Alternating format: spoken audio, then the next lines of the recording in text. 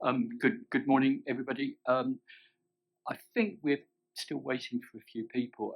I've just experienced horrendous traffic this morning on the M25 and at the Wisley Interjunction, which seems to be just go on and forever and ever. But I can understand why a few people are late.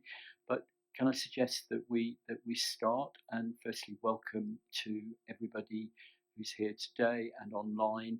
It's really nice to come to Banstead, important part of CCAM's estate, and it's good for our frontline colleagues to see us here today. So thank you for making the time and the journey.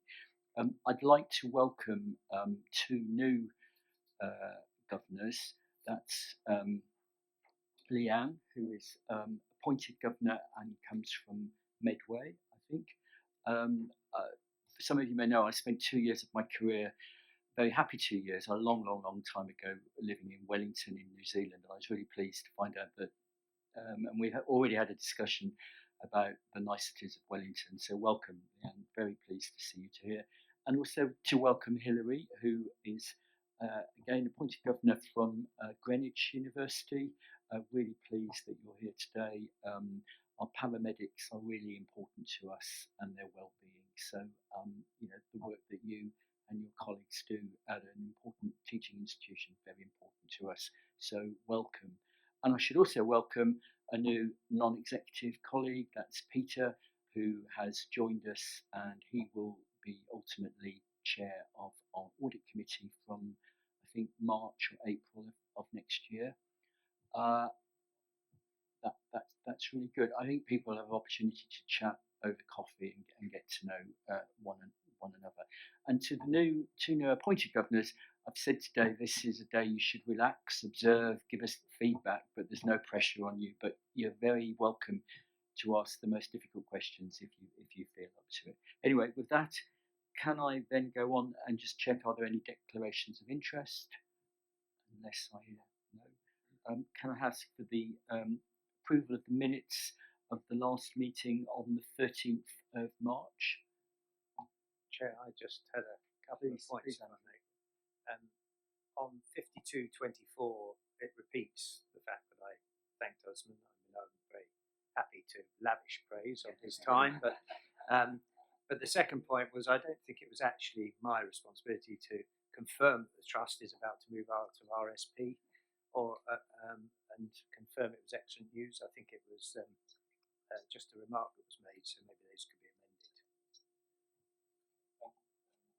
And Andrew will make those amendments, but I can take it that they are read. And on the action log, Peter, would you like to take us through that? Yeah, be very quick, Chair. There are no open actions. Okay, so this morning, please. May I raise a matter arising? So this is on 5924. The third paragraph up from the end of it, if you see what I mean.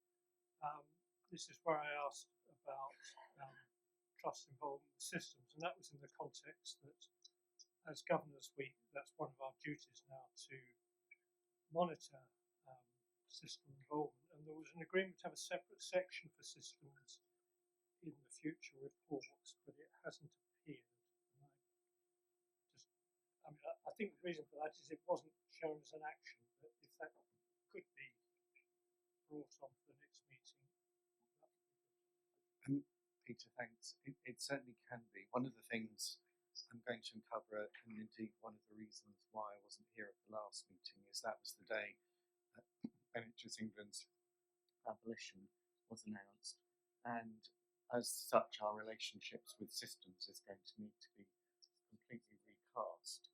So I was proposing to cover where we had got to on that in my update, but I will make sure that we bring back, as we work it out ourselves, a proposition about how things are going to be in the future. But I wanted to give governors an opportunity and colleagues to be briefed on what I know to date, and then invite opinions on that. There are many, and hear your thoughts about the way forward.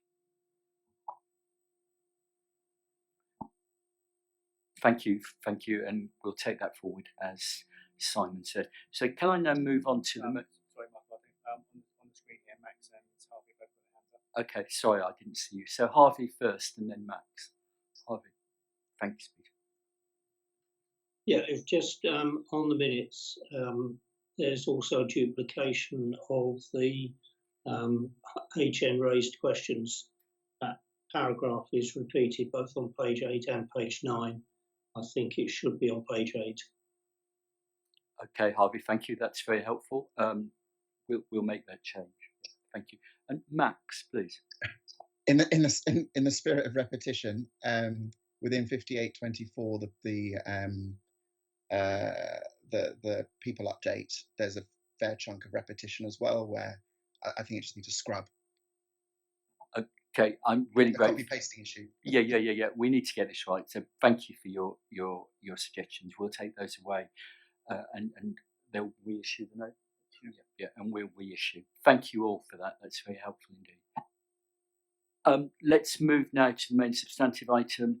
We will have the reports from the various chairs, but before that, I'd like to invite Simon as Chief Executive to give his report. Thank you. Unusually for me, morning everybody, I have actually, because so much is going on in the NHS at the moment, I've actually got a list of things to actually get through, so you all know what I know, one of which is going to be on the issue that Peter raised in respect of national changes. But before I get to that, it would be remiss of me and us not to comment and remark upon the recent passing of Professor Douglas Chamberlain. For those who are new to us, Professor Chamberlain, who has had a long association with this organisation, was the founder of modern paramedicine, and his contribution to what we do today cannot be overstated. He was a cardiologist by background and saw the potential to then work with what they were called as ambulance men back in the day, to train them in how to start saving lives out of hospital. And that it's often the simple ideas that change the world, and there is no doubt that his contribution changed the world as we know it in terms of out of hospital medicine. I and colleagues are honoured that he's had a very long association with him. I had the honour of meeting him last year, and we have recognised his contribution to paramedicine by naming one of our facilities, one like this, again for new colleagues, Chamberlain House it's called, and it was opened by him in 2020. I bring that up quite deliberately because tomorrow is his funeral, and I and other colleagues from CCAM will be representing him there. We are also really delighted that the family have chosen our standard to be across his coffin, and various of our colleagues will be providing a guard of honour tomorrow. So I felt it was important to publicly and for the final time thank him for his contribution to what the ambulance sector is today. Without him, we would not be as we are. So it is, as I said at the top of my comments, undeniably true to say that the world has changed almost completely even since we last met on the 13th of March. So if I start with some of the national changes, I was not at the last meeting because I was in London and listening to the launch of the consultation on the future of NHS England. That is material to us, and it speaks to the point that Peter made. The current model that we've had since 2012-13 is set to change. What it is changing to is still a matter of evolution, but we know enough now to know that the system relationships that we've had will not be as they are going forward. So I will start local work up. All ICBs were required to reduce their running costs by 50% by October of this year. 50% is a large amount of money by anybody's stretch of the imagination. In the case of Surrey Heartlands, because their distance from target, in other words, according to the national formulas, our commissioner was overfunded for its population needs. It has to make a reduction of 64%. That functionally makes it unable to carry on as a standalone organisation. It is that straightforward. So we are deeply embedded now in the work of designing a future operating model. I'll come back to that in a minute. But it is already clear that the current standalone ICBs that we've known and worked with for the last number of years will change. What we know as it stands at the moment is that the ICBs have all returned their proposals. Those proposals are being nationally reviewed. So what I'm about to say is not a formal agreed position, but it is a proposed position. Surrey Heartlands and Sussex will partner. That's a really big change for us. Kent will remain. As far as we understand it at the moment. In addition to those changes, there will be significant changes to the allocations. Sussex is also overfunded, so we've got 2 out of our 3 ICBs where the national view would be quite simply, you've got too much money for what our population, what our analysis of your population says. And so the other change that is going to take place is, in addition to those aggregations, some of the functions that the ICBs currently provide will either cease or be transferred, and we could be asked to take on some of those functions in due course. In addition to that, we are also looking again, as part of the work regionally, at how our commissioning, ambulance sector commissioning, is described, and it's likely that there'll be one commissioner across the region for the whole of the South East from the end of this year to run the planning round for next year. I could stop there and that would be a massive enough change, but there is more. All of that change is now ongoing. For those of you who are plugged into local communities, it is a live topic of conversation. There have been comment from local government who are not necessarily delighted with some of these changes. It is a time of absolute change in the system. So last time round, when we moved from PCGs to CCGs, the Lansley reforms, for those who remember those, it was referred to as being so large you could see it from space. This is at least as large a change. I wanted to also express my support. This is not an easy time for colleagues in ICBs. It is very tough. There are undoubtedly going to be massive impacts on staff. We're doing our best to lean into that and support the process. And I, just speaking directly to your point, Peter, am well plugged into the conversations about future model redesign. Being really practical for a second, we can't actually tell you how we're going to be working with some of our systems in the future because there is so much in flux. But I am clear that there will be a regional commissioner for ambulance sector. I'll bring all of this back next time. That is for the 6 ICBs as they're currently constituted. There will be a region. We don't yet know the shape and size of that region, and national teams will continue to exist. The fundamental change that's going to take place in the orientation is the region will step forward into the performance management space, and ICBs will concentrate their function on strategic commissioning. I have condensed there what is, as I said, a generational shift in terms of work into just a few words. I recognise that people may wish to come back, ask questions today. We will, if necessary, find ways of keeping you briefed separately. In addition to that, 2 other things to highlight in the national space. The first of which is the spending review was published, and that allocated £29 billion worth of investment into the NHS during the course of the next 3 years, with 10 billion also earmarked for technology.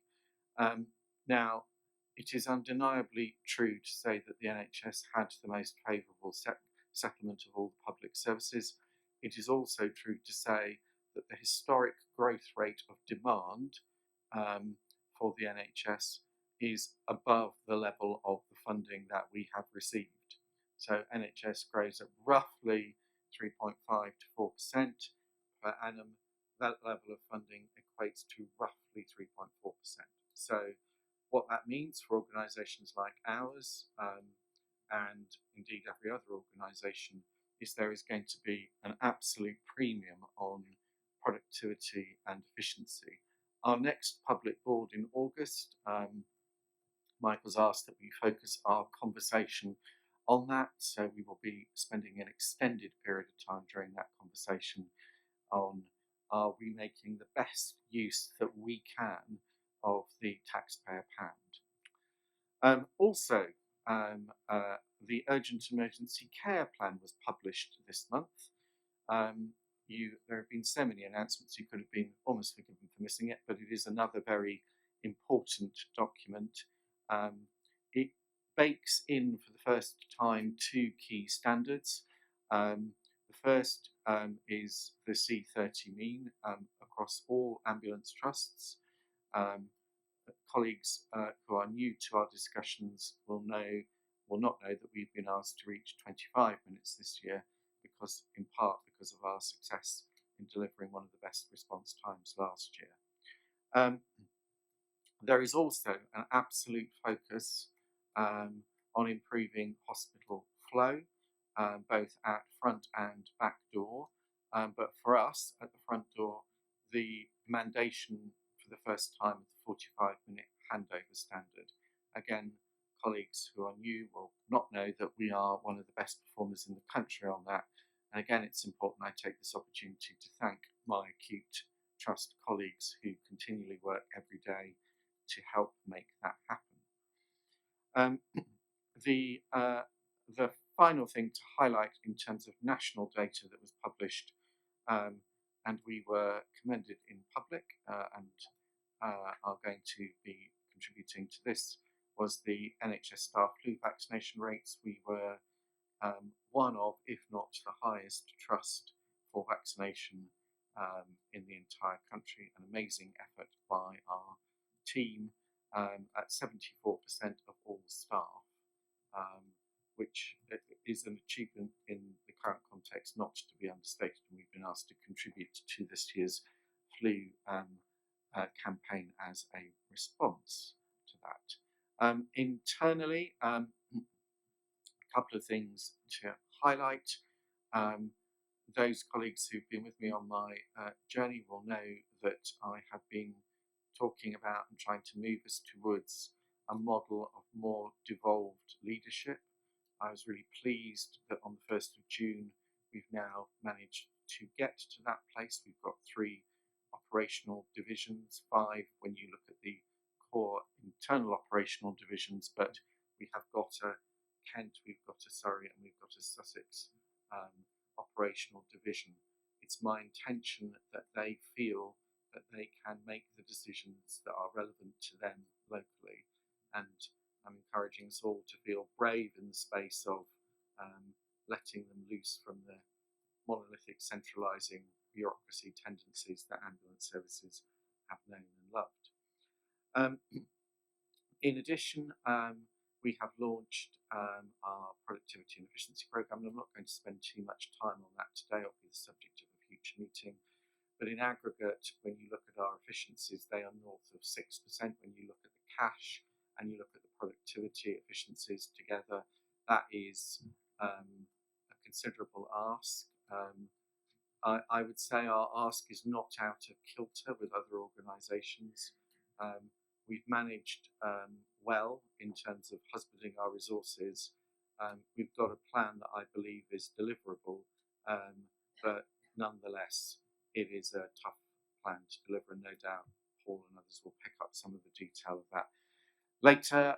Then also, as you can see, it really has been a busy time. The CCAM and SCAS boards have met for, again, colleagues who are new to us. We, as part of that, looking at how we husband our resources, use them wisely. There is, without doubt, considerable duplication in some of the core services that we and other ambulance services provide. We're looking now very seriously at what opportunities do we have to do things once across the piece, and we will be coming forward later on this year, October, with a business case that talks about how we're going to deliver those. And then finally, three more cheery items, perhaps. The first, I was delighted, along with many colleagues, to be part of our second volunteer conference, which was an amazing event to be a part of. I was particularly impressed by the return of spontaneous circulation awards, the Rusk Awards, where we had colleagues stand up who had materially contributed to saving a life, and the number of people who were in the audience, and it really does restore your faith in one's fellow humans when you see the contribution that people make and what they will do for one another. There were lots of things that happened on that day, and we followed that up with a presentation of the report that we commissioned at our last board, and again we will be coming back later on this year with our longer term strategy for volunteering. We've also opened, thanks to Max and Karen for leading on this, our shadow board. There's a really important theme for us culturally, which we can subtitle as Hearing Different Voices. We need to make sure that we're open to all the diversity of voices and thought. That shadow board will plug directly into the board and give us an opportunity to hear from colleagues, as well as ask them for their support and help in dealing with some things that we are struggling with. It should be a two-way street. And finally, and obviously most importantly, we had the CCAM football tournament. Got to leave that to last. 400 people, the competition was fierce. I am delighted to report and record that the Thanet station team won, and I had the honour and privilege at my recent visit to Thanet last week of going and presenting them with their very august and material cup. They are already planning their campaign of retention in 2026, and with that I will stop. I know that's been quite a lot of me talking, but as I said, there's been quite a lot happening, and I thought it was important to use this opportunity to bring you up to speed with all of that. Thank you. Thank you, Simon. A really comprehensive overview. Can I say that what from Chair, and I know my NED colleagues would say, we are very impressed by the way in which the executive team are being, well, can I use the term agile, in the way in which we're responding to so much that is on at the moment. The important thing that it goes without saying that we put our patients first, but we want to make sure so that our people are looked after, and this is a good place to work. But having said that, can I open it to the floor? Are there any questions that people would like to ask of Simon?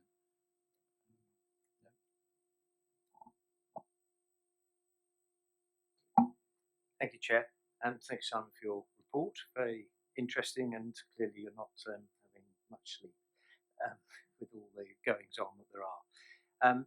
At the last Council of Governors meeting, I asked a question about the ECSW pay harmonisation and the payments that have been made, and the response, I think, was that that had all been resolved.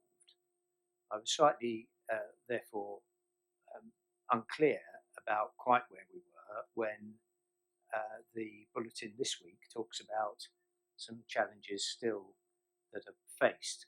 Simon, could you just comment on where we are with pay harmonisation and the back pay for both ECSWs? I know that the TAPs are still still work in progress, I think, but that would be very helpful. Thank you. So this will be reported through to board in due course. So there was no, well, there'll be no lack of scrutiny on this because it is a matter of historic financial challenge that we face here. But just to be simple and clear about it, we have corrected current prospective pay issues. We had to separate in doing that because it was more complex, the retrospective pay issues. There are a number of issues which I won't necessarily touch on here because there's still the matter of some negotiation. We are engaged with our union colleagues who have actually been very helpful in this regard on agreeing a formula for the construction of what the back pay arrangements are. There are further complications as we look back in history that we need to take account of, not only in deriving a formula, but also responding to the highly differentiated individual circumstances that people may have had. So, as at today, prospective issues are solved, retrospective issues work in progress and will be reported as we conclude it. Any other questions of Simon at this point? Please, Leanne. Thank you. Thank you, Chair, for your welcome as well this morning. Thank you for your update, Simon. I was interested to know, you spoke about the changes with ICB. So Kent and Medway ICB, for example, the footprint will stay the same. But within that footprint, there's local government reorganisation and the wider geographical footprint, there's devolution. And I wondered how you were responding to that because, for example, Kent and Medway footprint is likely to be into 4 unitaries, which will have an impact. And I was really interested on your devolution leadership too, because that particular devolution across a footprint like that, the rollout can sometimes be quite tricky in terms of central messages. What with 4 unitaries and then the changes in the ICB, I wondered if you had any comment on that, please. You invite me to trespass into dangerous territory and talking about local government. I think the key issue that I'm focused on, and one, I'll start with a health answer to that, is one of the things that happens when these changes occur is that functions get moved around. I already touched on that earlier. So some of the functions that ICBs now currently do are likely to stop. And the impact of that could be multiple. We could be asked to take them on. Boards could be expected to do much more self-assurance because one criticism that might be made of the current model is there were layers of duplication. We marked our homework, we gave it to somebody else, they marked our homework, they gave it to somebody else. In some cases, they marked that homework. So you had multiple layers of assurance. So an example of that might be, say, emergency planning, where the levels of assurance, for at one level, quite good reasons, the function that it provides, were multiple. And so we may take on a more lead role on that locally. I've already been part of some of those discussions in respect of ICBs. In fact, I was at a meeting, somebody at Martin, he can't get in otherwise, thank you. I've already been part of some of those discussions on ICBs and they are ongoing. And that could also apply, by the way, to what ambulance service commissioning might look like, as well as a subset of that reorganisation. All of those discussions are still live and in flight as we speak. In respect of local government, they have a particular role which we will need to tease out in being the organising principle of the LRF, the Local Resilience Forum. And so the answer is I'm not sure how all of that is going to play out at the moment. It is still so live that we are still actively engaged upon trying to define the functions that we've got and where they may land. But I'm very happy, in the spirit of the challenge that Peter made, to continue to provide a particular update on that in meetings going forward. As you might imagine, because the majority of my job faces up and out of the organisation, I am spending a lot of my time on this. Any other questions? Martin, we're still taking questions on Simon's report. I don't know if you're okay. Thank you. Please. Thank you, Chair, and thank you, Simon. I'm mindful and grateful that I was offered the opportunity to go and do an observer shift. And as part of that shift, we spent a fair time in Farnborough and Frimley Park. I wondered if there might be any changes to Frimley Health ICB that might impact on us, Simon. I should have covered Frimley, so thank you for letting me do that. Frimley will be is one of the ICBs that is proposed to be dissolved. So it will be moved, bits of it, because we served part of it, and it looked west into Gaz's territory. So Bob, Buckinghamshire, Oxfordshire, Berkshire will pick up part of Frimley's responsibilities, and Surrey, Sussex will pick up the bit that belongs in our direction, is the proposal as it stands at the moment. Do I think that will have an impact? Yes. Same point that I made previously. We're looking at that functions mapping in every single ICB at the moment because, as I said, the running cost reduction is affecting all ICBs, but not all ICBs are the same size. So the challenge is greater in some. So for our home ICB, Surrey Heartlands, they've got the biggest reduction to make in the country. So again, all I can say is important that I tell you, and important that I come back and tell you what the impact of it is as I know it. I am still working it through with the team. Just a minor point, and sorry for being pedant. I think you inadvertently said Surrey and Sussex. You might have meant Surrey and Hampshire.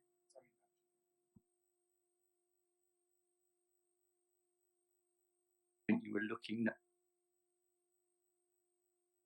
Unless there are any other questions, nothing from Harvey. I just want to make sure anybody online. No, okay, thank you. We can move.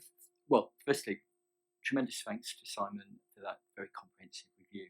Can we now go on to the assurance part of this meeting? And could I turn first to my colleague Liz, who's going to provide a brief summary of the work of her committee around patient safety. Thank you, Michael. For those who don't know me, I'm Liz and I chair the Quality Patient Safety Committee. So this is just a summary from that committee, and our overall priorities are aligned to our trust strategy as set out in the Board Assurance Framework. So I'm just going to cover the first of those strategic aims, which is we deliver high quality patient care. So you've got the report in front of you. I'm just going to focus on certain areas in that report. At the April board meeting, we reviewed the year just ended, which was agreed it was a really positive year with, as Simon has said, one of the best C2 mean performance standards in the country, and the best cardiac survival rates in the country. So we are so proud to have achieved that. And in part, that relates back to our volunteers and our emergency first responders who actually get to our patients quicker than sometimes our ambulances do, and that has made the difference in our survival rates. So many thanks to them and the team that leads that group of individuals, so thank you. And the progress against the strategic priorities was also commended, especially with the way that the executive established the unscheduled care navigation hubs. And they were set up and organised by CCAM at our cost, at our risk, and have we understand made a substantial difference to the number of patients that have been transferred or taken to hospital or been able to remain at home with alternative pathways. The outcome of that evaluation of those hubs due to be considered, and in fact the paper's coming to the Quality Patient Safety Committee next week, so I'll be able to update you at the next Council of Governors. The board also approved the operating plan and the strategic priorities for 25-26 as set out in the BAF. And one of the key priorities in the quality patient safety area is the models of care, which was the focus of the board story in April. There were 11 models of care or patient conditions, diagnoses. We focused on 3, which was falls, frailty and older people, end of life and reversible cardiac arrest. And the board reflected positively on this, demonstrating strategy in action and the challenge. And it was great to see our clinical leaders at that board actually sharing those models of care and the impact and the difference that that will make to our patients. And we will continue through the committee to receive an update directly about that in our October meeting. I can see Kirsty jotting down because she manages the agenda. Thank you, Kirsty. The focus of QPSC is aligned well to the BAF and risk register, and broadly there is a good level of assurance related to quality and patient safety. We are in June focusing really in exploring the gap in assurance relating to hear and treat. We are not yet hitting the targets. We're currently running around 14% hear and treat, which is below the targets of where we'd like it to be, of 18% and above. So we will be looking into that. We also intend to further improve our cardiac survival with our quality account priority. We reviewed last year's quality accounts earlier this week. There are a few tweaks to make on that and just some double checking on the numbers. That quality account will be released and published next week, so it will become available, but we hope to finalise that this week. And one of our new quality account priorities is a framework for decision making in the management of suicidal patients declining conveyance. We've had a number of reports from coroners that harm came to patients after they declined conveyance by our crews out there.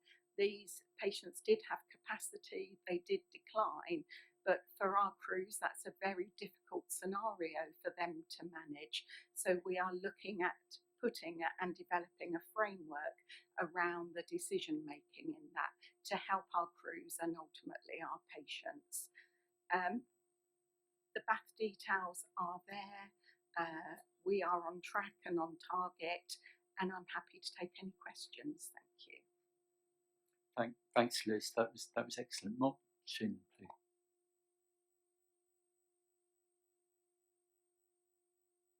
Button. Yeah, I positioned it right. I forgot to push the button in the end. The BAF risks. I mean, they're very high level and very generic. I suppose structuring it as an assurance question.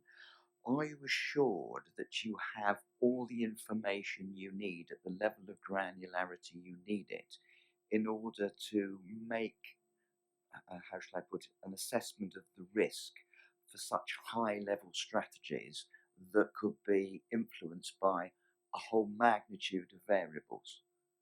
It's the non-specificity of it that struck me.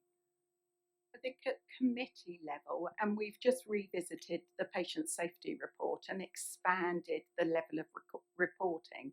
I think CCAM as a group have also revised the IQR, and that has more detail and is looking different, but very much related to the strategic priorities and our BAF. So I am assured at committee level we get that level of detail through the patient safety report, and we can identify rapidly any concerns that are alighting out of that. So I do have that level of confidence, Martin. Martin, could I add on that? Because it's a really good challenge that you make. So I see myself as chair. I have a clear responsibility to you and the other governance that we have got in place the right level of information coming up. And it just made me stop and think. And, and I've done a lot of work over many years around risk, mainly at the central government level. And it's right, it's the challenge. And what I've seen is some organisations, if you're not careful, they micromanage everything and they don't see the bigger risk that suddenly emerges. But the other extreme, if you're right up in the clouds, ultimately the patient. I would echo what Liz said. So I think that the integrated performance report and the level of information that we get in that is very good in enabling us to see ahead and hopefully anticipate future problems. I know Wisman felt this, my predecessor. Do we use it enough at board? I'm not sure. So I think that's a really, really good challenge, because the assurance that the board should be getting should be the work that Liz's excellent committee does, but then we should be actually looking at other sources of information and saying, does this all make sense? So can we take that away and think about it a little bit more? Because I think it's a very good challenge. I suppose the thing is, with the IPR in particular, there's so much in there that there's a danger of not seeing the wood for the trees. So it's because, there's this thing, there's data, there's information, there's knowledge, isn't there? I mean, and it's a question, I suppose you want insight, you want knowledge, and a data download, and especially when you've got like little icons all over the place, and you have to keep referring back to see what little icons actually mean. So it's not just have you got it, but is it in a digestible form? Can I just say, it's a challenge that is constantly, I know, in Simon and my mind, but it's a really good challenge. Thank you. So mine is, mine is not necessarily about the content of the report. I'm happy with that. Mine is just to seek some assurance that we are ready for, or we've got some really robust plans ready for the central CQC. I think, historically we've been on the back foot, and actually I think just for some robustness, really. Thank you. Thanks, Kirsty. And I think Margaret and the quality team there is a clear plan, and we've also, over the past 2 years, been submitting regular information and data across to the CQC, to our inspector, and we've come out of RSP at the same time. So the CQC were part of that decision making as well.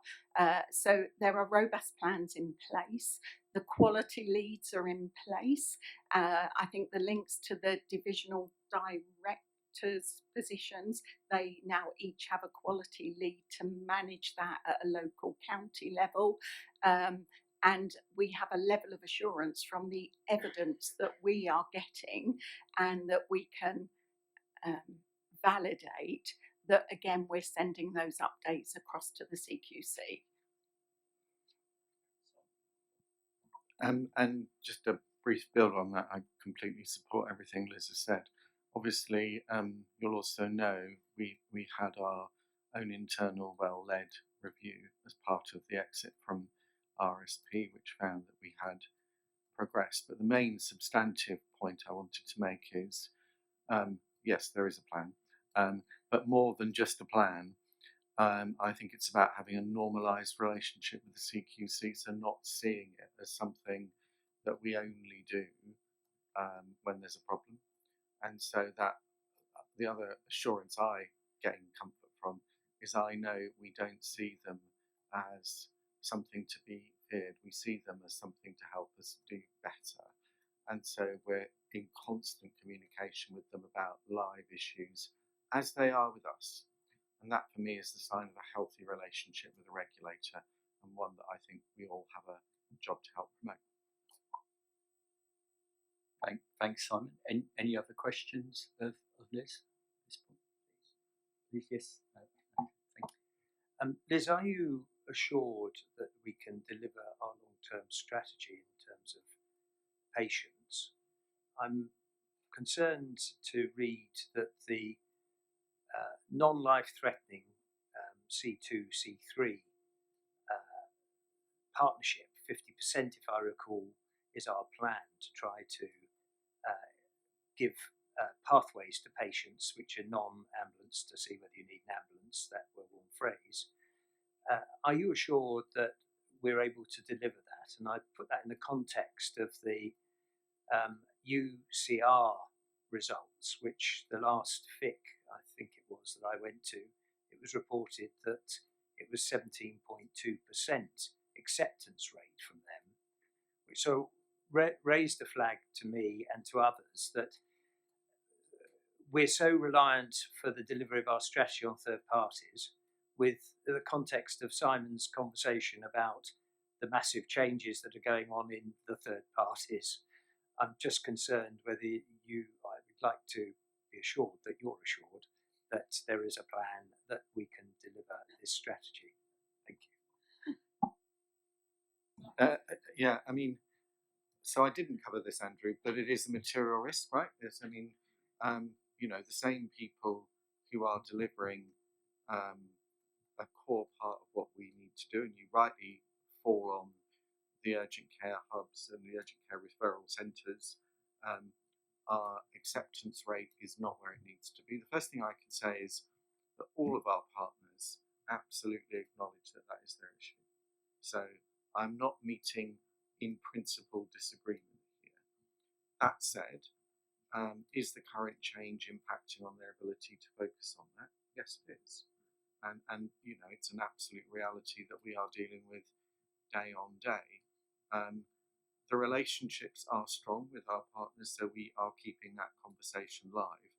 And so I can't give assurance that this is going to be straightforward, nor would I want to, because they are human beings just as much as the rest of us, and are dealing with multiple levels of challenge at the moment.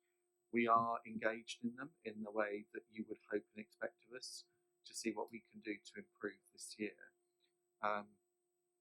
I'm sure committees will continue to pick this up because it's not a subject we can attend to in the detail it deserves here. I'll make a couple of rangefinder observations. It's highly differentiated by patch, so not all patches are the same. It's differentiated even within patches. There is obviously, and just to make one other particular focus point of pressing concerns, even though we're in the middle of the first heat wave of the summer, we are already turning to our thoughts towards winter and what we need to do to get ready for winter. Later this year, by September, each of our systems will have to hold a winter planning event, which is welcome and early, so that we can be in the best place for winter that we can be. And finally, there is a challenge for us, which I know you will welcome. We talked about what else can we do differently to mitigate our own risks. So I know I have asked the team, particularly in relation to the C3s to C5s, to look at what we can do to intervene in those journeys earlier, so that where we can mitigate risk, we can.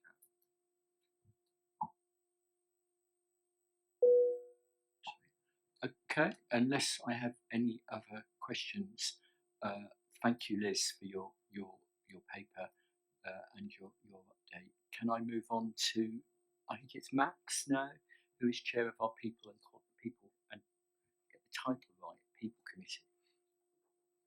Thanks very much, Chair, and good morning, everyone. This is my first Council of Governors meeting since taking on chair of People Committee, so this is my first time fronting this highlight report for our second strategic priority, our people enjoy working at CCAM. Since the last Council of Governors, we've held 2 People Committee meetings, and colleagues will know that our board meeting this month was focused on the Our People Enjoy Working at CCAM theme and discussing contributing priorities and programmes. Volunteering and the huge impact and benefits it brings for our patients and trust was the focus of our board story, which set the scene perfectly for a discussion on the ACE volunteer review and subsequent management response, looking at how we balance the needs of our volunteers with those of the trust and our patients, and use the opportunity to focus on how we address health inequalities. It was great to be joined by Andrew and Lee in the room, who added their welcome perspectives to the discussion.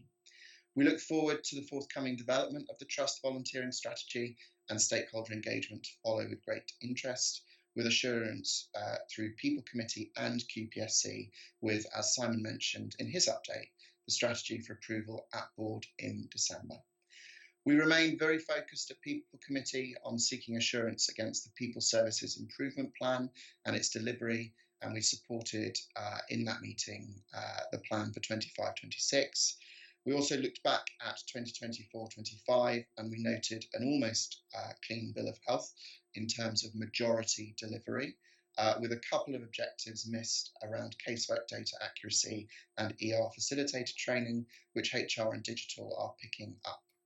We also discussed whether 1 year into the 3-year improvement journey, the plan was making a difference, rebuilding trust in HR as intended, and whether exec colleagues perceived an improvement.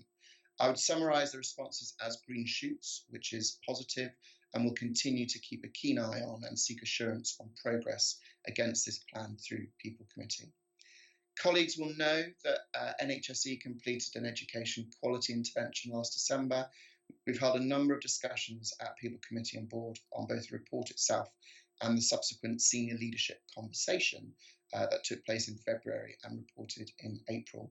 A reminder that NHSE's concerns covered areas around evidence of learner feedback, communication, management of learner concerns, and implementation of the Safe Learning Environment Charter.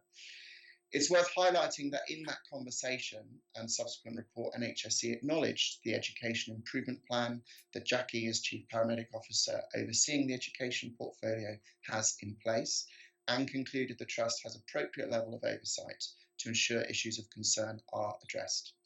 At People Committee, we agreed with the feedback and comments and sought assurance that the Trust would be able to provide in full the required evidence of the improvements and actions having been implemented by 3rd of October, and we were given that commitment. It will return to People Committee for scrutiny in September ahead of early October submission to NHS England. There are clear synergies between this subject and that of sexual safety, which People Committee retains a keen focus on.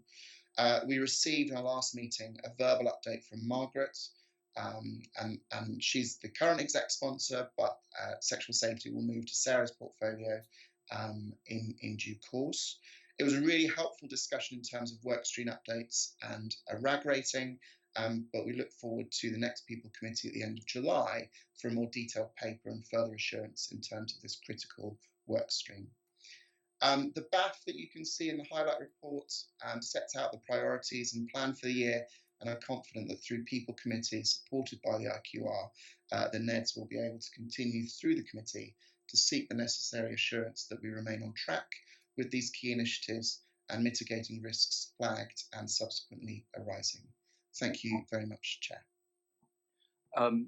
Thank you very much, Max. That was very comprehensive. Before I open questions, I just wanted to welcome Mark, who's joined. Thank you. And just to say where we are in the agenda, we have taken Simon's report as Chief Executive. We've discussed the report from the Quality Committee, and we're now talking about the People Committee, but you're very welcome. Thank you. No, quite understood. Thank you. As I said, Max, that was very comprehensive. Can I open it to questions from governors, please? I look around the table. Martin, would you like to? There you go, remember this time. Max, thank you. I'm glad that NHSE are happy with the action plan with regards to addressing the issues that flagged up from the student paramedics, and that, as I understood from what you said, as NEDs, you're all assured about the effectiveness of the plan in place. I did request that Jackie come and talk to us about what actually was going to be done, given the size of the issues that remained, cultural, process and systems.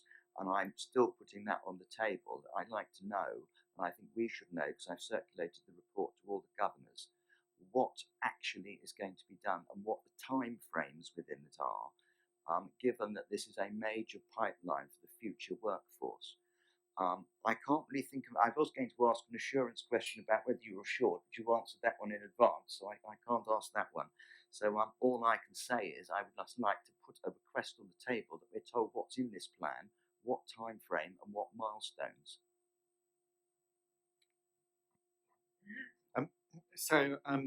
I'm absolutely right about that, Martin. It's fine if it'd be helpful to have Jackie here. I think we need to think and pay due respect to the role of People Committee. You obviously have an opportunity as governors to attend People Committee. So my suggestion would be that there is a discussion that Peter and Max curate with you about how to have the right discussion in the right place. And I think that would be my suggested way forward. Just to give my level of input into that discussion, I hope that you would also be assured to know that I am also taking a personal interest with Jackie in this conversation. It will form part of her, to be absolutely specific, personal objectives. So in addition to the work that will be reported through People Committee, it will be reported via ARC, where I do an update on in-year objective performance for the non-executive directors. So there's a triangulation piece of assurance there as well. But could I just ask that perhaps Peter, you and Max have a discussion about how we best situate a discussion on that basis, if that's all right? Okay, that's fine. Could I go to Harvey? And I think you had your hand up, please. Yeah, I three questions and a concern. You mentioned the volunteer review, and I just wanted to check what the span of this was. I mean, clearly, the sort of CFR and emergency responders are a vital part of that and everything. But there's a load of other volunteers, chaplains, welfare, even governors. And to what extent is the review covering them as well? I was very pleased to see the appraisal rate up to 71%, as you might expect, and that's on a good track. What I'd like to see would be a clear sort of performance development strategy and how it all fitted together. At the moment, I haven't got a clear picture of that. I've asked that question a number of times, and I'm going to continue to ask that one now instead of the percentage of appraisals. There's inevitably a huge uncertainty across the organisation because of the sheer volume of changes, and both internally restructuring and things like that, but also all the things that are going on externally. That's going to hugely impact on management because people will ask questions and things like that. Are we thinking of how we can tackle that? And I suppose the concern is, again, linked to the massive changes. There is a huge load, inevitably, on our board and our senior managers because of the sheer volume and uncertainties. And I just hope that we've got plenty of things in place to make sure that we avoid things like overload and burnout, because we've got some really good people in place now. And I'd rather like that they stayed there doing a really good job. So there we are. That's it. Thanks, Harvey. There are many aspects of your question. Could I divide them? Ask Simon to come back on the issue around senior leadership resilience, and then Max gives you a bit of time just to answer the questions around the volunteering strategy. Yes, I mean, we can do a double-hander there, Max, if you want.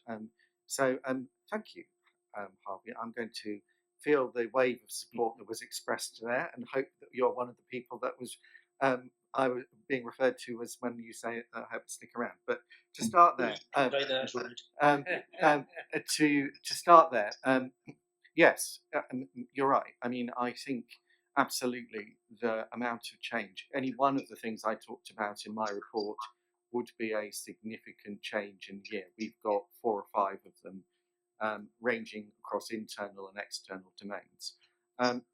I am comforted by a number of things. The first is I have individual conversations which I've just completed with all executives on their objectives. As part of those objective setting conversations, there are individual personal development plans in which we look at what their own development needs are.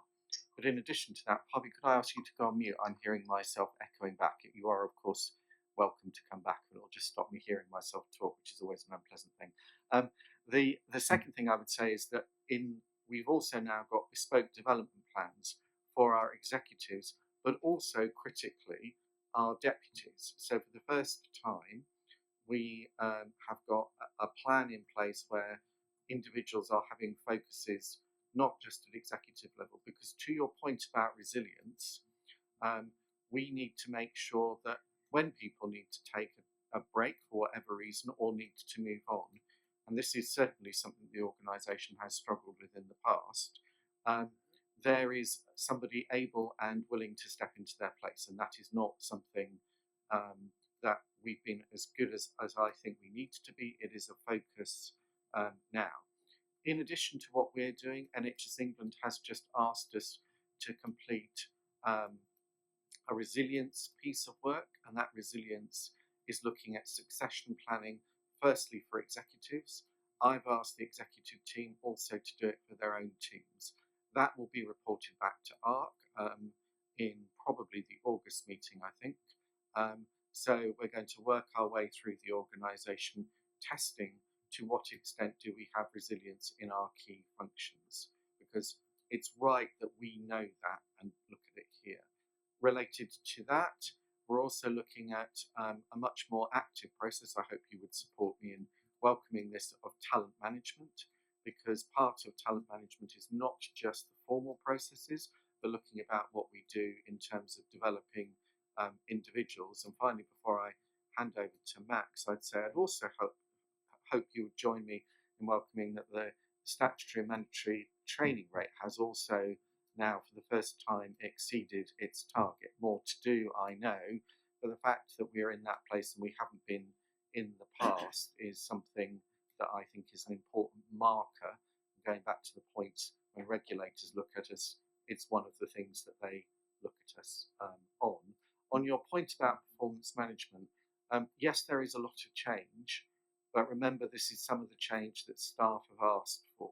So having local autonomy, divisional directors, although it's something I believe in, it's also something that staff have asked for because they felt they had no agency in their own work, and giving people that sense of agency is really important. There's a lot of work still to do in that space, but I think we're going in the right direction, and I'll pass across to Max to add his thoughts on top of what I've said. Yeah, thanks very much, Simon. And I would also particularly welcome the investment that's been made in not just the executive development and resilience building, but those management layers beneath. In terms of your points around resilience, well-being, and also that kind of development strategy for the trust, you'll see in the BAF that within the priority initiatives for this year is an integrated education strategy and also a resilience and well-being strategy. So I think the work on those two work streams is really key to address the well-made points there. In terms of, I was jotting down notes, so you'll forgive me glancing down. In terms of the volunteer review and forthcoming strategy, it does over-index in terms of clinical volunteers, but it does reference, and I would imagine should be in scope, chaplains, support volunteers. It doesn't reference governors, so that's maybe a question that we need to take away and work out what's appropriate there. Simon may well have views. And then the final point I would make, I also noted the improving picture on appraisals, and I did have a sixth sense that you might ask comment on it today. So thank you for doing so. But hopefully that picks up between us your questions and comments, Harvey. And then just to add, Harvey, the purpose of having the conversation across the organisation is to have a conversation with all of you, governors included, about what is the role of volunteers going forward in CCAM. As Max said, we over-index on clinical volunteers, and one of Helen's challenges to us was to look at the plurality of volunteer roles in other organisations and see where we could bring those into our thinking. She highlighted as a strength our chaplain service, which I think we should be justly proud of, and take an opportunity here to thank them. But we also now need to explore, in the context that I have described, I actually see the role, just to name it again here, the role that volunteers will play in helping deliver that strategy that's at the top of our BAF as becoming more important over the years ahead, given the demand we face and the context we're working in. So you and others, I'll make sure that all governors have the opportunity to contribute to this, will have the opportunity to help form that strategy that will come back to us in December. Harvey, does that answer your question? Good. It covers all the points. I think the thing about the volunteers, that's great. It would be good to get our views in there as well. The thing about the performance development and things like that is just we've got something I saw in the plan, that we've got the integrated education strategy and so on. The important thing is all of these things link up and there's a thread through them. What it is will vary from organisation to organisation. The one that I mainly work for, very much the thing that went through was competencies, but the competencies were very closely linked into the ethos, the value, the direction of the organisation. So there was this common theme, ethos, call it what you like, throughout. And each of the bits, whether it was training, whether it was education, whether it was recruitment, there was this commonality. And it meant that things like appraisals didn't stand alone, because standing alone, they don't contribute in the way they should. A very good The point. more we can see that, the better. Yeah, thanks, Harvey. Very good point. On the volunteering, what I was particularly pleased was that we have now got a permanent person who will lead our fundraising activities, and that's the first time I think we've had that, well, certainly since I've been involved at CCAM. So again, it's a really important step in the way in which we develop our volunteer strategy. Can I ask any other questions? Any other questions? Oh, Kirsty, thank you. Yeah, thank you. So I've got two. One is just a statement which I want to bring in on the back of that. So as one of the staff governors, I've just completed the Lead at CCAM course. And Max, this is just something that I think the People Committee really need to grab hold of. It is possibly the best leadership course I have ever attended, including my military career.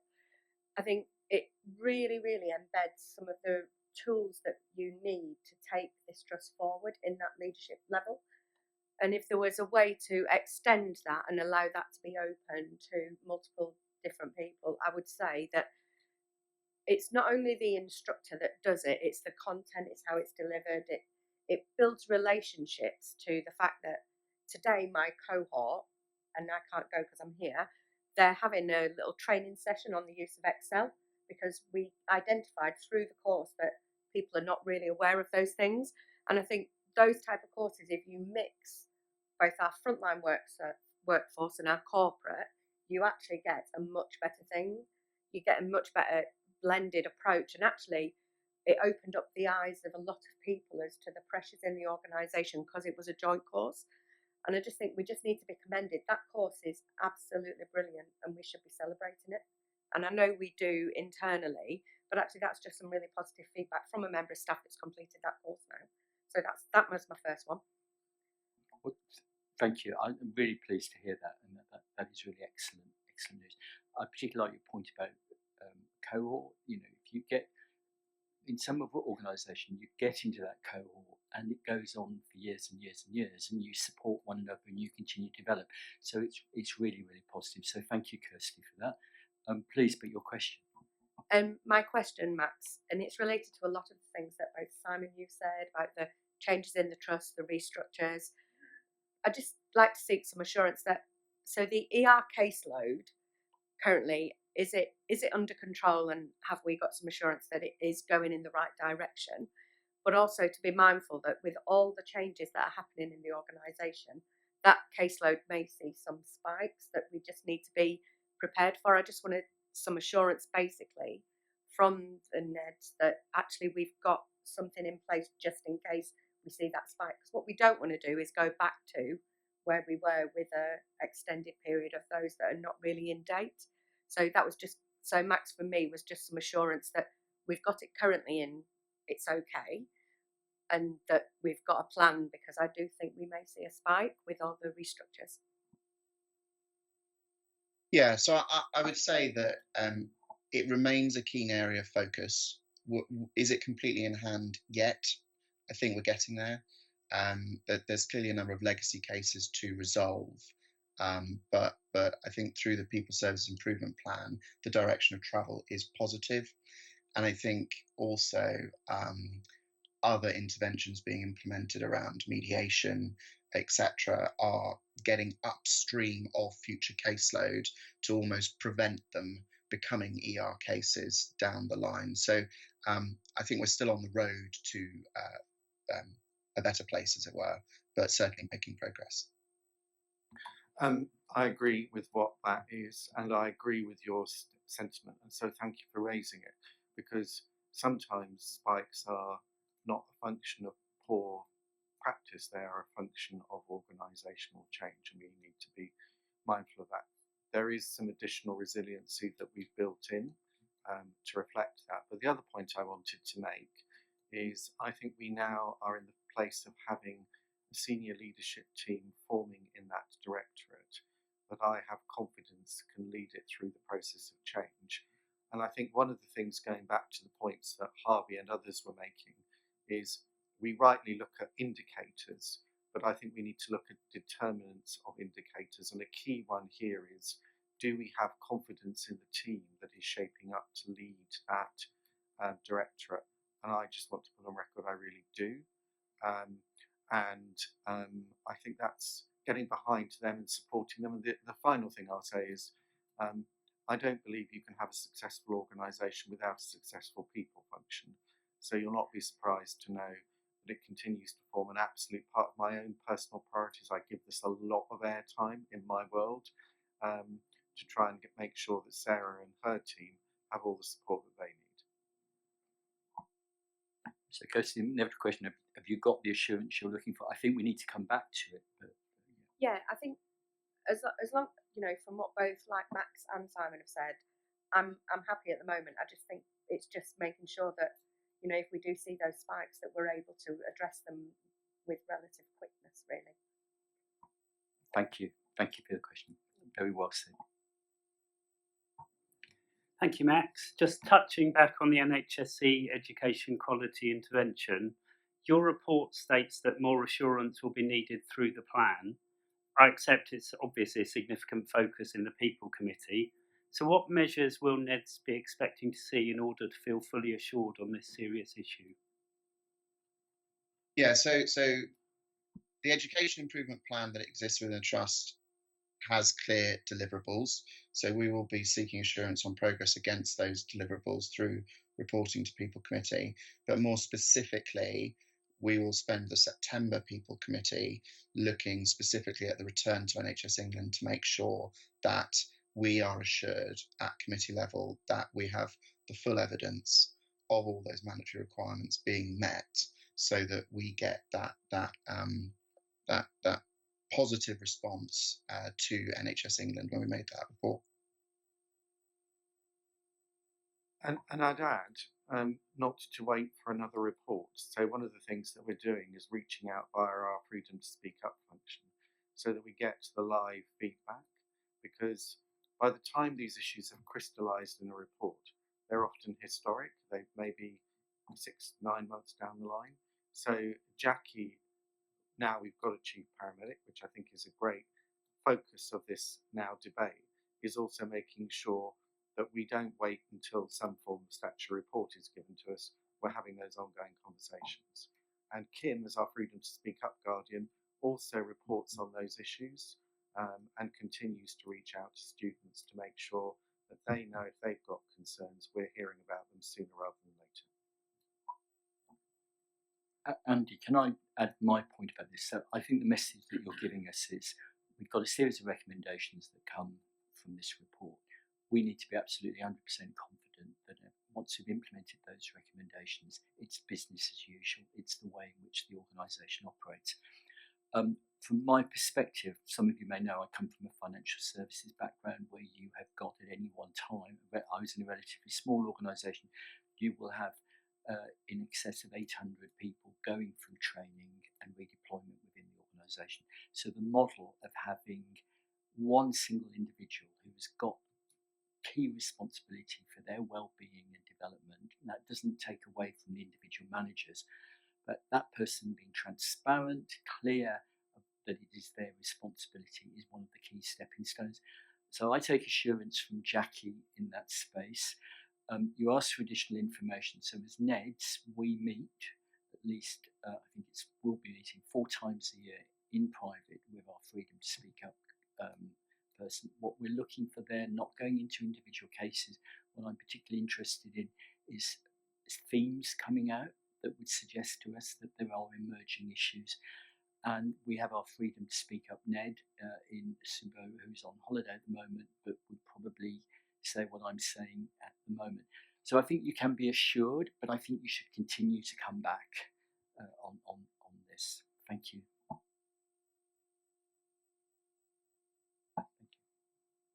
Thanks, Michael. Max, you mentioned mediation, particular interest of mine as a former professional mediator, and I see in your report that it's one of the areas of early success, referrals being resolved in a short time frame. Are you getting information on the overall success rate of mediations? In other words, how many bring about a successful resolution to the satisfaction of both sides? I will have to take that away and come back to you on that. Yeah, so apologies, I don't have that information to hand, but I will definitely ask the question for you. Okay, Peter, we'll record that as on the action log and make sure that you get a response to that. But it's a very good question. Thank you. Any other questions of Max at this particular point? Okay, that was a really good session. Thank you, Max, in your new role as chair of People Committee. May I suggest that we are running a little bit ahead of schedule? That's really good. But perhaps we deserve a short 10-minute break. So could I suggest we come back at 11:30 when we'll take Paul's report? Okay, thank you very much.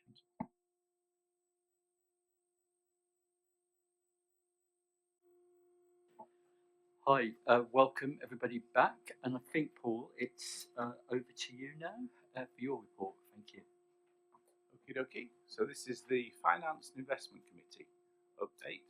Okay, and I'd like to set off by saying it's a strong committee. Actually, we've got a very good cycle of business that's aligned to our BAF, our priorities, our performance, risks, etc.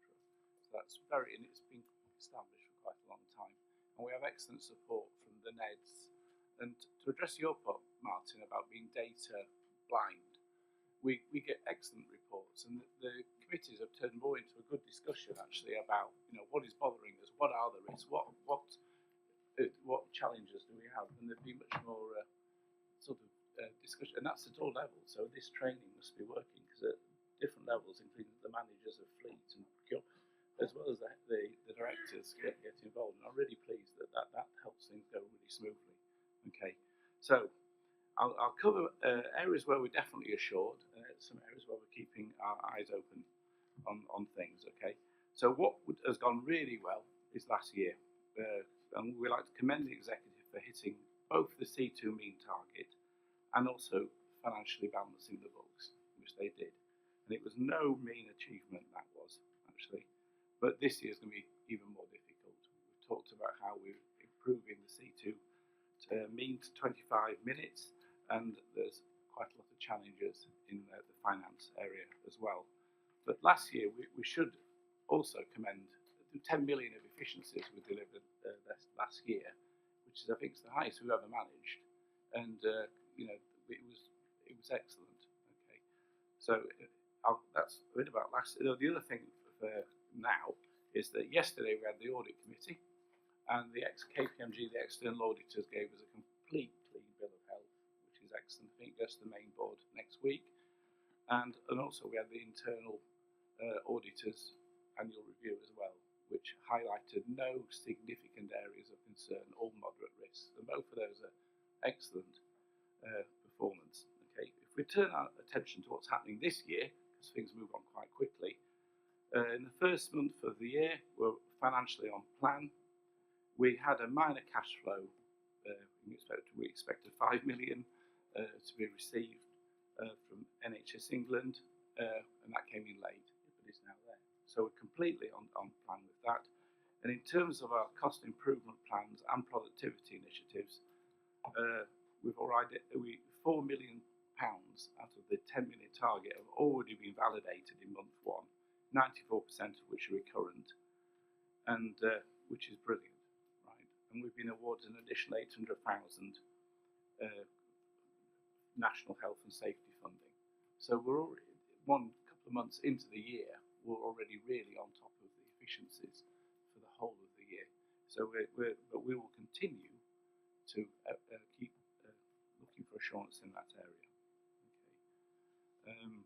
In finance, the finance area, areas where we're actually on putting things on alert is we've submitted our financial plan to Surrey Heartlands, and that again was rated as a tier 1 plan, which is the highest level of assurance you can get. So it's probably one of the best plans in the country, which is great, and that requires minimum national intervention, and that really highlights some very strong planning. But now we need to deliver on it. So of course, every quarter we're going to really focus on that and how we actually deliver our financial plan, which includes improving our performance. So we're looking at that. And system level productivity schemes, it's pretty new to us. We're delighted we've got Peter joining us because we've got quite a lot to do, but people are really trying hard, and I'm really impressed with the way in which the operations team and the finance team are working together. These productivity improvements aren't seen as just one person, it's a whole organisational issue, and it's how can we harness the whole engine room of the organisation, how can we look at things like the referral rates in the care navigation hubs, Hear and Treat, improving that, use of volunteers, use of heart performance, even as far as fleet, we have a lot of our vehicles off the road because we keep hitting things with the ambulances, right? So how can we improve our driver performance? All these things will help us improve our productivity and performance. So I'm delighted that it's coming to the board in August, because you will see a very joined up approach of the executives working really well together. But it's early days, it's quite a long journey, and I don't know anybody that's completely cracked productivity altogether. So there are areas where we're another area of alert is in terms of, for this year, we're trying to save it another £10 million in efficiencies. We've identified 9 million, but we're going to keep our eyes open to make sure we're delivering against that. Again, it's a pretty good start, and we're quite a long way ahead of where we've been in previous years. But a lot of work is required to deliver. Okay. Another area which we're keeping alert on is we had a good report on the risk framework, and we've got a new risk manager, which is great. It's going to be quite busy, I think, actually. There'll be 123 risks across the organisation. Most of them seem to be in finance and digital, but we did notice as a committee we weren't sure they were all balanced at the same level of. So that's one thing we are going to look at, is how can we actually consistently baseline these risks to make sure they're equally serious across the board. And 123 does seem quite a lot, to be honest, when you look at them in detail. But again, that's something we're keeping our eyes on. Okay. Another area where we're keeping our eyes on it was commission contracts. So we got a great report last time about IC24, 999, 111, Churchill Midwifery. These are big contracts. Okay, but every one of them we were assured about, apart from the midwifery contract. So again, that will be coming back to us. I think that, and then I'll now move on to digital, which is a new area. I'm delighted to say we've got a new chief digital officer, and he's busy. There's no doubt about that. Yesterday at the audit committee, we went through 3 internal audits looking at disaster recovery, cyber security, and this thing called the Data Security Prevention Toolkit. And on the latter one in particular, the NHS have really tightened up the level of scrutiny and depth that they look at. So it's quite rigorous actually. And I'm pleased in every single case we came out with moderate findings, which is quite an achievement, to be honest. So that means we found quite a lot of things that are good. We found some areas for improvement, but that's pretty much what you'd expect. And it does fall in line with the security review that was completed by ACE across the whole of the country.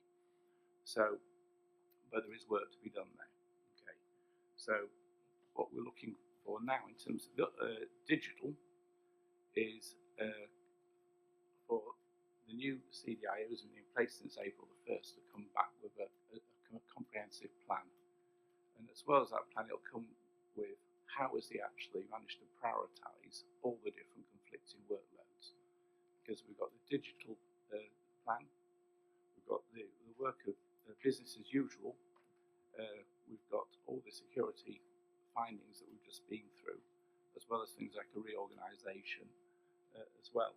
So there's quite a lot to come up with, but the first draft of the plan we're going through the August board, and that'll go to FIC before that. Okay. So, but I'm delighted to say he's made a really good start. One of the things we've done really well is that we looked at the last incidents that have happened, and we managed to understand exactly what caused them with help from British Telecom, and that highlighted some very detailed, complex work they needed doing. A lot of that work's already been done, right? And that really meant updating all our ways of working, so we could actually make sure we got resilience, we got rollback, really got into a low level of detail for these poor engineers that have to work through the night doing this work. And it's really raised the bar. It's a bit of a sea change from what we've had before, and we've seen that already. He's only been here since April, right? So we're really encouraged by the fact that we will get a good plan, that we will get better working procedures, and we're on a better trajectory for the forward the plan. But we haven't seen the plan yet, right? So it's green shoots, a bit like Max said, etc. So I think that's a summary of where we are. So if you've got any questions. Okay. Firstly, thank you very much for a very comprehensive review. I just want to make one observation that I would make, and you know that my background is an accountant. I do think it's really important that the trust is being able to get itself into a break-even position and to actually put to the system a balanced budget for the current financial year. But I am mindful of the point that Andrew made, that our ability to deliver on some of this is outside our direct control. It's how we work with our partner organisations. So I'm really grateful for the work that Paul and his committee is doing, because this is a risk to us and our overall credibility within the system at the moment. But can I open it for questions of Paul, please? Martin. For months to ask Paul questions, and now I've got loads of them. Actually, I haven't got loads of them. I've got 3. Two are in the finance area, and one's in the digital area. And you might want to take the finance one, have a finance conversation before the digital one, however you want to do it. And I just want to follow on from what you were saying, Michael, actually, because on page 93 of the IPR, it says that 12.6 million of the productivity that's in the SIP for next year. Sorry, I should go back and say yes, congratulations on the finances for last year. I meant to start off with that. Sorry, some apologies for that one, but that was good. Looking forward, 12.6 of the increased productivity is linked to the 25 minutes, which is what I guess you were referring to. And I suppose the assurance question is, where is that red, amber, or green? I'm assuming it's not green based on what you've said. So is it red or amber would be my assurance question. And my second one was that because in the IQR there was no, the normal finance table we get in the IQR that brings everything together in one place, that, unless I'm having a senior moment, doesn't seem to be in the papers here. I hope we're going to have it in the future, because that kind of like gives you the picture of what's going on rather than spread around the piece. Because what I didn't pick out from the papers we were given was what the projected cash position was at the end of March next year and what the plan is around that, which of course if we had that table, that would answer that question. So if I just park that second piece as a sort of an information thing, the first bit is the assurance thing about is it red, amber or green in terms of this 12.6 million that's the bulk of the SIP. Yeah, so we do get that information at FIG actually, and they've broken it down into about 15 different initiatives, and 80% of them are not red, right? So this is why I gave the number at the beginning about we've already identified 9 million, right, and I think 4 million that's been delivered. So we do have that information, and to be honest, they're off to a very good start at the beginning of this year. Well, 2 months in, right? So I think we can definitely share that with you. So we do look at that on a regular basis, so, and the cash flow as well. I do apologise. So both those things are covered in the FIG, right? And we're quite assured at this moment in time. Right. So what is the projected cash flow position at the end of March next year? So I think great question. You're going to have to. We will publish that after here rather than try and give an answer on the fly. Right. So my question. I was going to come back to your other questions just so you had a chance. So we have two elements to our delivery program this year, and just to say first of all how we're going to organise the conversation so those who want can be involved. We're rapidly approaching the end of Q1. What Paul was doing was giving you a kind of flash report that progress is on track in Q1. But given the enhanced level of challenge that we know is in the system, what I've asked the team to do is that we will have formal quarterly stock takes of the plan that will be fed into the board reporting cycle, and obviously that via the committee. So the August board will be receiving a formal look right across the piece about are we on track best we can determine. In terms of our nomenclature, we've got productivity, which is what we are doing in our clinical space to improve our response times by efficiency programs. There is a comprehensive program in place. The biggest risk to that program is the one that we've already discussed, which is can we rely on those who need to do things differently? So what I am assured of is we understand to the local area what we need to see that is different. What I am not yet assured on is will that be delivered at the scale and the scope that we need it to be. We're going to circle back round that at the start of the coming month in July to make sure that we either flag it, because our opportunity as an organisation, one of the things that you'll know this, Martin, that's happened is that you discover it so late in the year you can't possibly pull it back. So we're being quite deliberative about saying, can we pull it back, or are we now needing to engage with commissioners in July to say, we judge this to be a hugely significant risk, and you're going to need to do something different. We will have that conversation out in the open at the August board, so everybody will see where we are. Just that's productivity, largely the virtual care programme. Colleagues have already touched on elements of that, so I'm not going to re-rehearse it here. But again, you'll hear from my answer that I'm in detail on the oversight of that plan, and I understand every single scheme that goes to make it up. The efficiencies, more traditional cost improvement programme, that's the 10 million that Paul referred to there. We're at 9 million at the moment. I've asked the team to do an overshoot because traditionally, of course, when you are targeting 10, you need to be somewhere nearer 11. So I'm very pleased that the committee is continuing to focus on identifying further savings. we think there are significant opportunities in that space still. We haven't touched on it, so I'll just throw out two further people's consideration. One is the collaboration of ambulance services, the Southern Ambulance Collaboration. We've just appointed a director of procurement across all of us because we think there are opportunities to do better in terms of our procurement and our purchasing than we can do as a single organisation, which I think are really quite promising. And the other is alignment. Paul's touched on it already. Some of our digital technologies, which we can do more cheaply if we share them. So we think there's further opportunities to identify additional savings. So in summary, we are in as good a place as we could be at this point in the year. There are significant risks. I hope I have articulated those clearly, and we have put additional layers of check and challenge into our system because I remain personally concerned about our ability to hit both of those targets this year.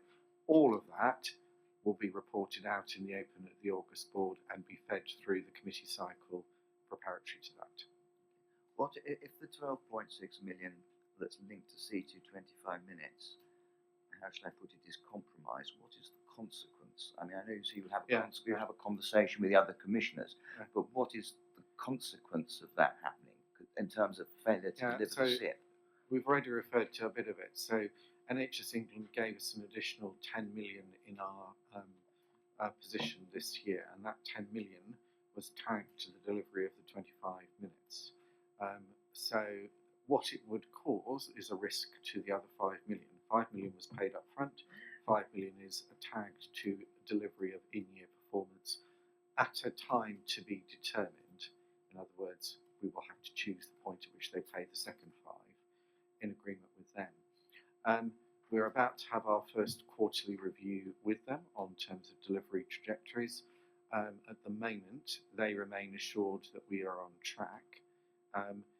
Their job is to balance what is ours to deliver, in other words, the things that we can do, and what is others. They will not penalise us if they judge it is the issue of others. They would if they judged it to be our issue.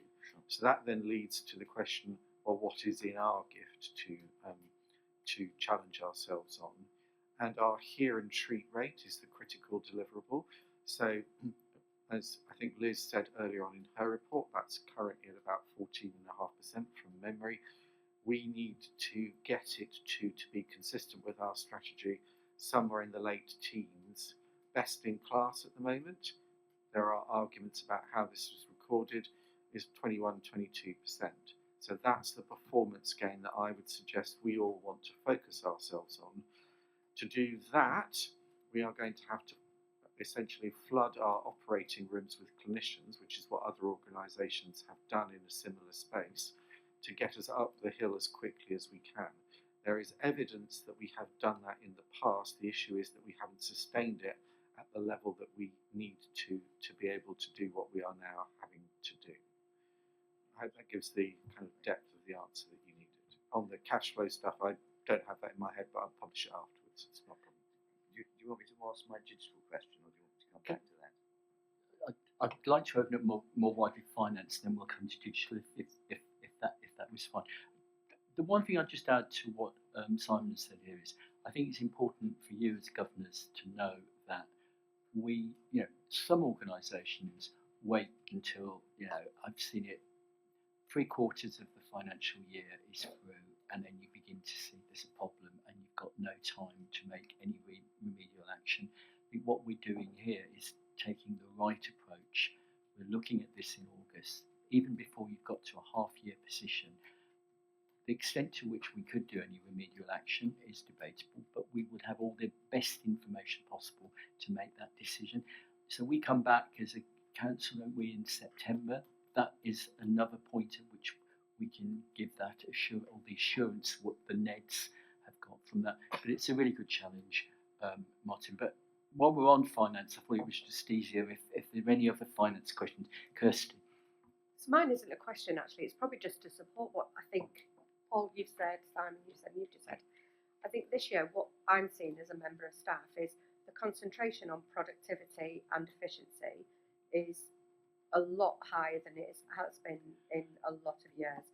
And actually, I think that's testament to the way we've all changed in our thinking of how do we do these things. We know we've got to do it. We know the NHS is financially challenged. I think what we as a council probably need to see is to get that assurance to some extent. But as a member of staff that works in this organisation, I think the oversight and the challenge that I get is how are we going to do things differently? How can we save money? What can we do differently?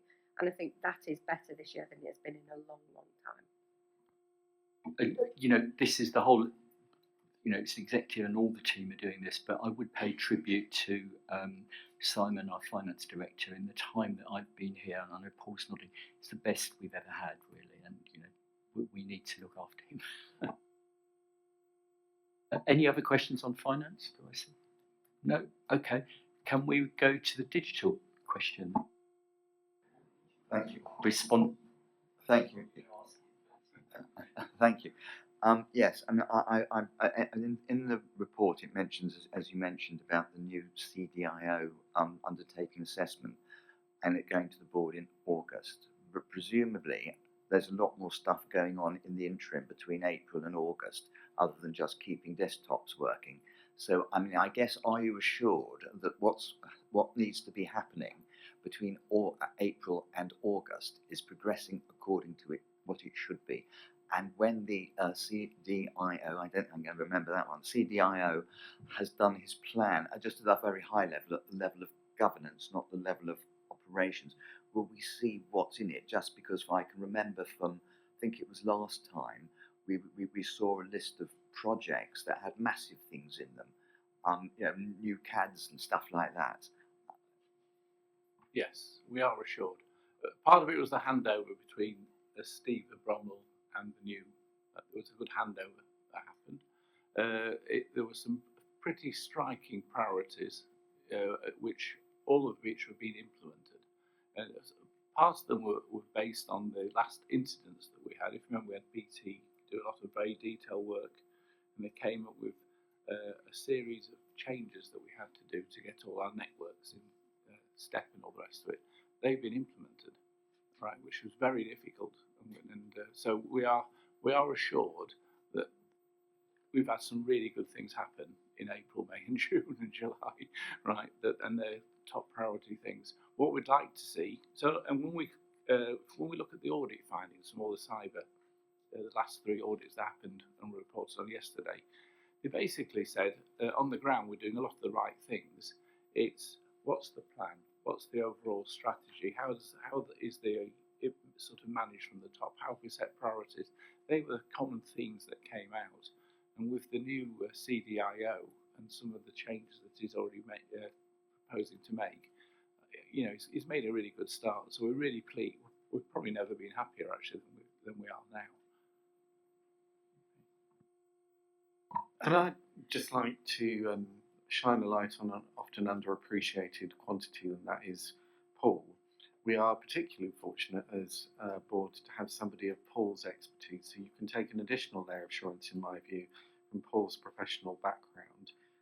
Many boards do not have this level of literacy in terms of CDIO capability, and so it's great that we've got him here. So I have particular trust and confidence in the fact that our new CDIO working with Paul will deliver what we need.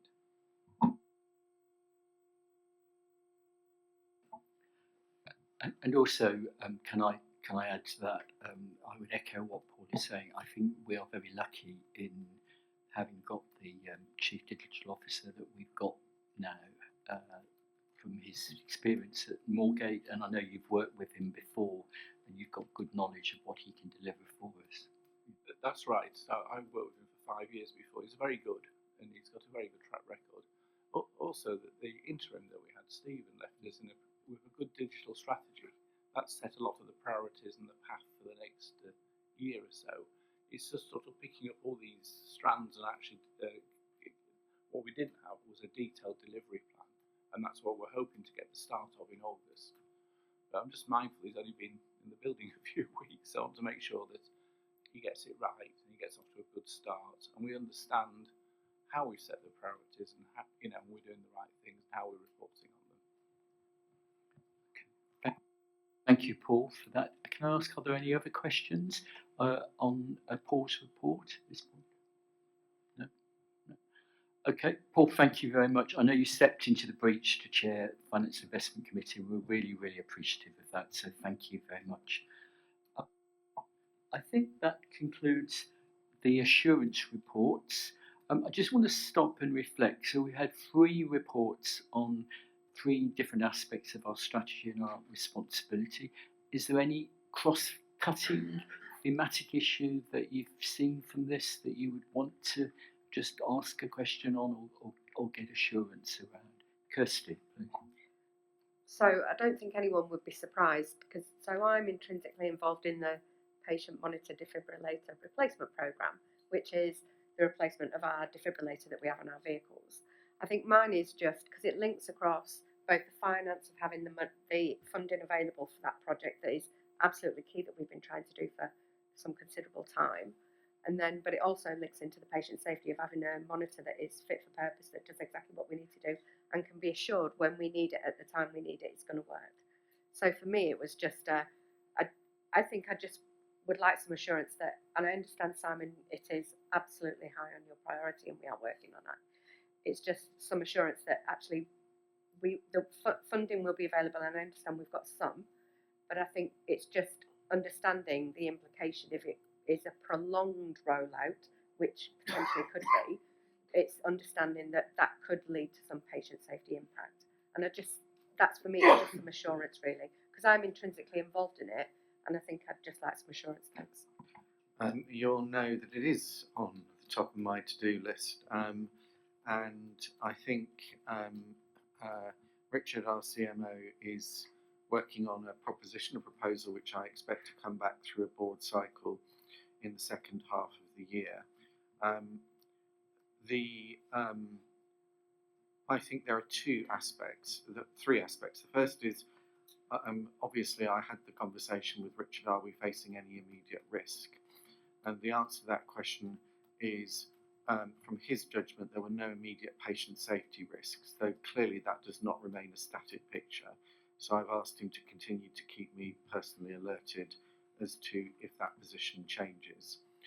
The risks that we are incurring that he highlighted to me are the ability for us to feed back to individual paramedics on their performance in relation to a cardiac arrest, and also technical failures of some of the equipment. Button X didn't work, but he is not telling me, as the accountable officer, that we are immediately in that space, which is not to say we don't get there.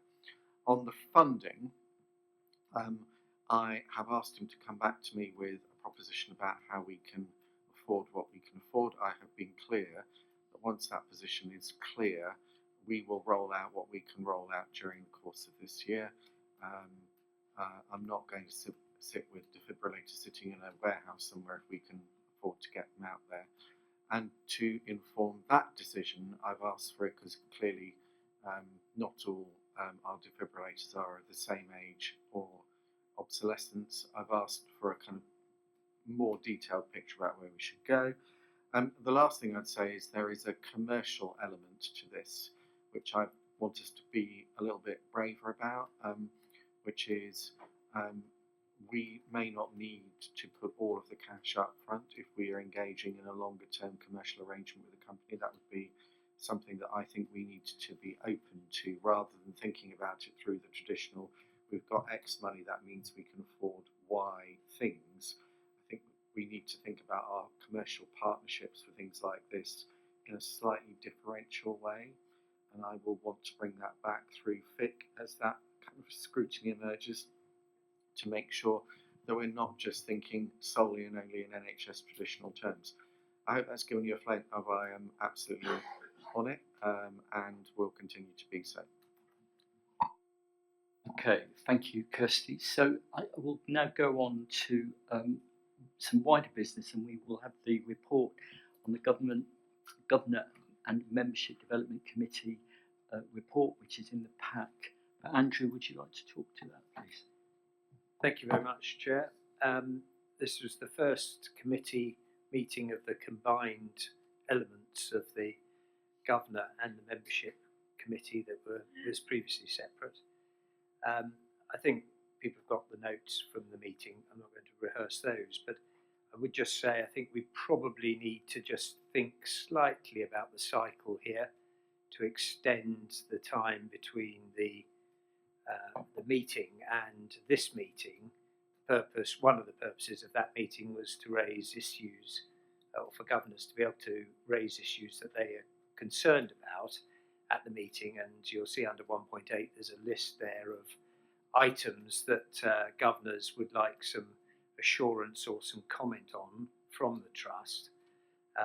And some of those we've covered today, but not all of them. So I think we need to provide sufficient time, a reasonable time, to enable the trust to organise those particular points that governors have raised. So I think perhaps we'll just take that as an action to discuss with Richard, particularly the timing of that meeting, to give enough time for the response to be at this meeting.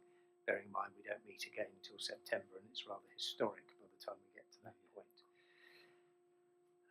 Unless anyone's got any points about the notes, I'll move on and just commend to you the minutes of the previous meetings. I think we've had a very encouraging set of presentations from various key executive members, including Simon highlighted the new lady in charge of charity, Vicky. She came to our last meeting, as well as others, and I think that's been very well received by governors to give a better flavour of the executive's role and what their particular area of focuses are. I think, Chair, my last point I'd like to make was just to thank the governors for their efforts in the various committees and attending those committees.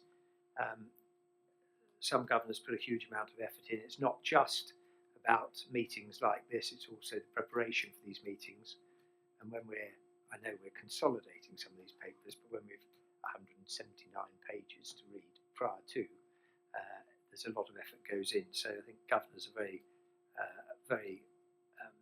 think we're very grateful. I'm sure the Trust is very grateful to the governors for what they've done there, as well as their attendance on the engagement activities that we have with the members of the Trust, the wider members of the Trust. I think I'll leave it there, if I may, Chair, unless there are any points to raise from anyone. Thank you, Andrew. Could I ask any questions or anything? Lee, please. Can I just mention on that GDC minutes, Andrew, and probably Richard, I thought I was quite vocal till I realised that Lara's got the same initials on the minutes. So you may want to distinguish between the two of us. Very good point. Thank you very much indeed. Thank you. Okay. Andrew, I'd extend my thanks and the thanks of CCAM to you and the governors. You know, I always make this point, but none of you are paid, and you do commit a lot of time. The other thing is, you know, throughout my career, I've observed different boards like this, and I am saying this from a genuine perspective. I think the quality of debate and challenge that we get from governors is particularly good, and that doesn't come easy. You have to invest time, you have to think about the issues, but you know, we are very grateful for the commitment, and may I say it's sage advice that you often give. So thank you for that as well. Thank you, Chair. Sorry, there was just one thing I've missed on my points to mention. The annual members meeting is, of course, being held on the 14th of September this year at K2 in Crawley. The Task and Finish group have been working on that, and I think we're well prepared for that event. We want to try to engage as much as possible with the local community who aren't members and encourage them to come along. And so there's a little bit of a plan to extend the welcome to schools and to others, albeit that schools, of course, will only be back for a few days. Yeah. But so I think Jodie's doing a very good job in trying to sort of corral all of that information. Sorry, I missed that off my report. Okay, thank you. I look forward to that event. And you know, I'd been informed about the focus on trying to get local and community engagement, and I think that's really excellent. So thank you for that. Forgive me, I'm not showing this very well. Has that covered your governor's activities and queries report, or would you? Well, the report stands for itself, so Yeah, okay. yes, thank you very much, Chair. Thank you. Then the final report. Oh, please, Kirsty. Thank you. I do apologise. Can I ask for an amendment on the? I don't think I've sent it. So the 6th of May, the staff governors had a drop-in session at Townmere. It's not included on the governors. Richard, I'll pick it up with you offline if that's okay. Thank you. And then there's the final report from me, which is the nominations committee. Again, my thanks to governors who were at that. That this committee took the appraisals for all of the NEDs. I was grateful for the observations that you made, and I know you do attend and observe the various committees and you provide input, so that was really excellent. Really important that I record that all NEDs meet the fit and proper person with criteria, which is very important going forward. Just take the report as read, unless there's any specific question you want to ask me.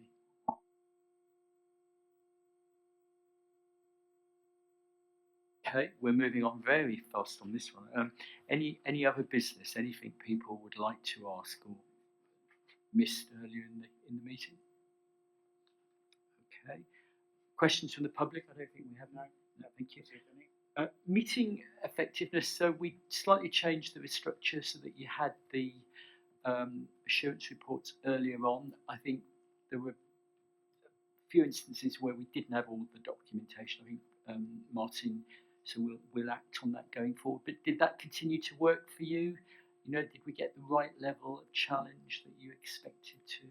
Chair, I think that's been a point that governors wish to exercise our duty of examining and holding the non-executives to account and asking those assurance questions. And I think having it this way round, had today we had a presentation, which sometimes happens, that would have made it work very well. So I think the governors unit would like to see that that order of march being continued, please, going forward. Okay, we're very happy to do that. Martin, please. I can only speak for myself, obviously, but I would rather like a little more specificity in the NED reports, because it's the difficult one. I know in your writing report, there's so much material. What level do you patch it at?